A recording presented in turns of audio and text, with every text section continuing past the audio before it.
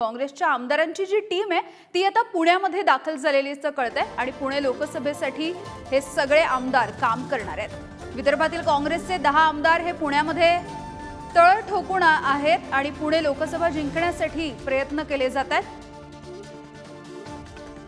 एकूणच चाचपणी केली जाते आणि पक्षश्रेष्ठींना या सगळ्याचा अहवाल पाठवला जाणार आहे। पुणे लोकसभेमधले काँग्रेसचे नेते आणि पदाधिकारी कार्यकर्ते हे सगळं दंगेकरांना जिंकवून देण्यासाठी कसे काम करत आहेत याचा अहवाल सादर केला जाणार आहे।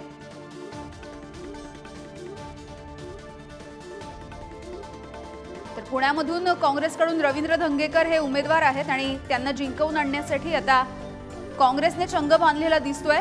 विदर्भामधले काँग्रेसचे जे महत्त्वाचे नेते आहेत, जे आमदार आहेत, ते सगळे आता पुण्यामध्ये तळ ठोकून आहेत। याविषयी बोलूयात। ज्ञानेश्वर चौतमल आपल्या सोबत आहेत। ज्ञानेश्वर, विदर्भ हा सुद्धा एक काँग्रेसचा गड आहे आणि त्याच्यानंतर पुण्यावरती आता विशेष लक्ष केंद्रित केलेलं दिसतंय।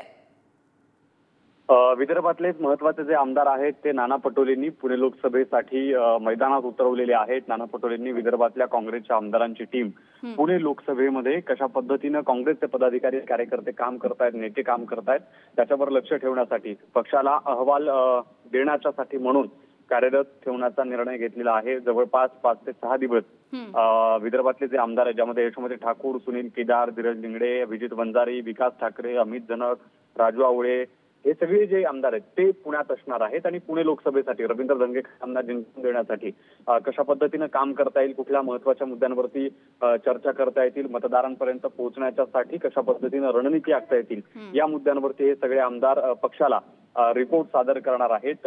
तळ ठोकून सगळी आमदारांची, विदर्भातल्या आमदारांची टीम पुण्यात असणार आहे आणि प्रयत्न असणार आहे पुणे लोकसभेची जी जागा काँग्रेसकडे आहे ती जिंकवून देण्यासाठी कशा पद्धतीने फायदा होईल। आपण जर बघितलं असेल तर अटीतटीची पुणे लोकसभेची लढत आहे। सातत्यानं दोन्ही पक्षांकडून वरिष्ठ पातळीवरती वरिष्ठ नेत्यांकडून कस लागला जातोय, प्रयत्न केले जात आहेत। पण नाना पटोलेंचे हे विशेष जे प्रयत्न आहेत किती फायदे रवींद्र धंगेकर। हो, अगदी धन्यवाद ज्ञानेश्वर या सगळ्या अपडेटसाठी।